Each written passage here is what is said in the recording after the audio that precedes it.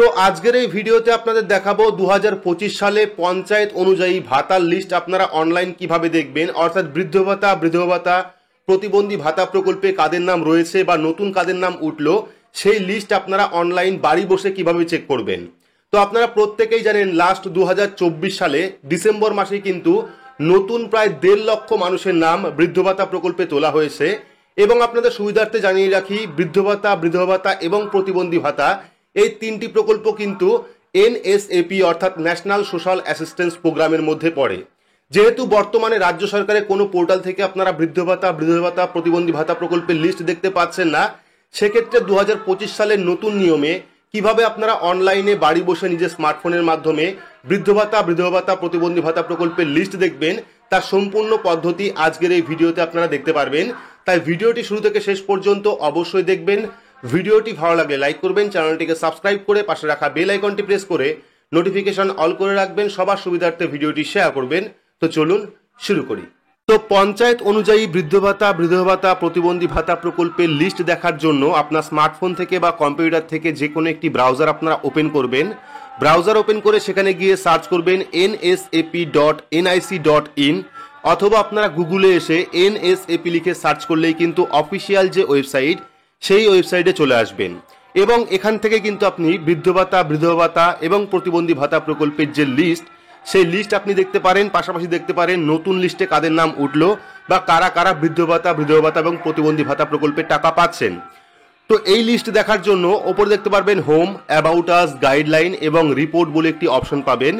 এই রিপোর্ট অপশনে আপনারা ক্লিক করবেন। তো রিপোর্ট অপশনে ক্লিক করলে কিন্তু পরবর্তী আরও একটি পেজ আপনার সামনে চলে আসবে।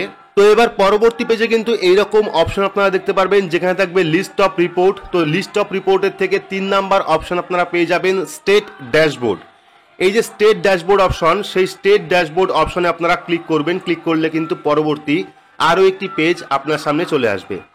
এবার পরবর্তী পেজে আসার পর দেখতে পারবেন প্রথমে রয়েছে স্টেট অর্থাৎ রাজ্য। তো এখান থেকে আপনারা রাজ্য সিলেক্ট করবেন। সিলেক্ট করার পর পেয়ে যাবেন স্কিম নেম।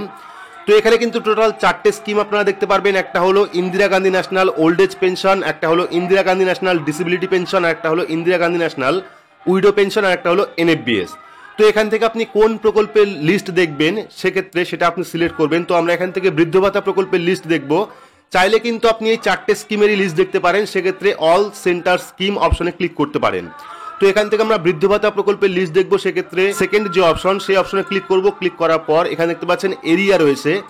তো এখানে আপনি রুরাল না আরবান অর্থাৎ গ্রাম না শহরের লিস্ট দেখতে চান সেক্ষেত্রে সেটা সিলেক্ট করবেন। চাইলে আপনি বোথ সিলেক্ট করে গ্রাম এবং শহর উভয় লিস্ট দেখতে পারেন। তো এখান থেকে আমরা রুরাল সিলেক্ট করলাম। সিলেক্ট করার পর যে লেখাটা দেখতে পাচ্ছেন ক্যাপচা কোড, এই ক্যাপচা কোডটা এখানে আপনারা ফিল আপ করে দেবেন। তো আমরা ক্যাপচা কোডটা এখানে ফিল আপ করে দিচ্ছি।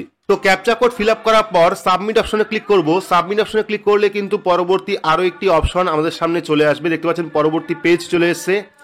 এইবার কিন্তু এখান থেকে আপনার যে ডিস্ট্রিক্ট অর্থাৎ জেলা, সেই জেলা আপনাকে সিলেক্ট করতে হবে। তো এখান থেকে আমরা জেলা সিলেক্ট করলাম। সিলেক্ট করার পর কিন্তু পরবর্তী আরও একটি পেজ আপনার সামনে চলে আসবে।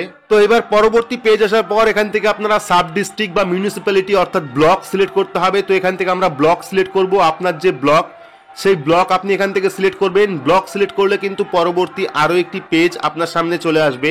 তো পরবর্তী পেজে আপনারা দেখতে পারবেন গ্রাম পঞ্চায়েত বা ওয়ার্ড, অর্থাৎ যদি আপনি গ্রাম পঞ্চায়েতের বাসিন্দা হন সেক্ষেত্রে গ্রাম পঞ্চায়েত সিলেক্ট করতে হবে। যদি আপনি ওয়ার্ডের বাসিন্দা হন সেক্ষেত্রে ওয়ার্ড নাম্বার এখানে সিলেক্ট করতে হবে। তো এখান থেকে আমরা পঞ্চায়েত সিলেক্ট করব। পঞ্চায়েত সিলেক্ট করলে কিন্তু পরবর্তী এই পঞ্চায়েতের অধীনে বর্তমানে কতগুলি মানুষ বৃদ্ধ ভাতা প্রকল্পের টাকা পাচ্ছেন বা কাদের কাদের নাম নতুন উঠেছে সেই লিস্ট কিন্তু আপনি সম্পূর্ণ এখানে দেখতে পারবেন।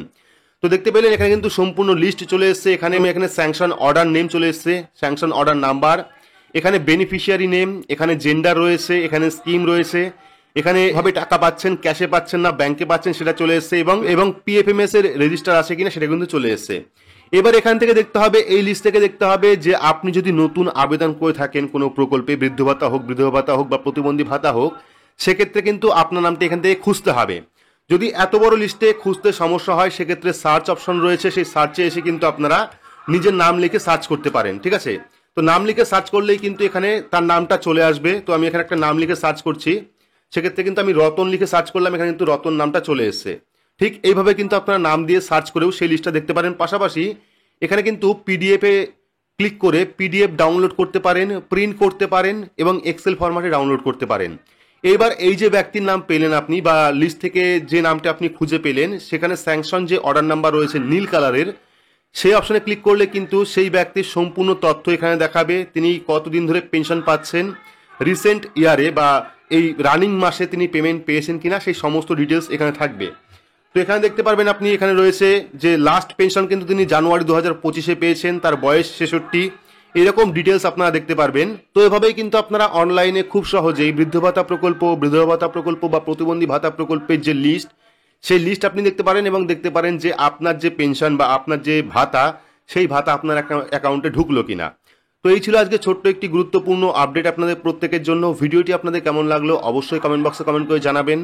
ভিডিওটি ভালো লাগলে লাইক করবেন, চ্যানেলটিকে সাবস্ক্রাইব করে পাশে রাখা বেল আইকনটি প্রেস করে নোটিফিকেশন অল করে রাখবেন, সবার সুবিধার্থে ভিডিওটি শেয়ার করবেন।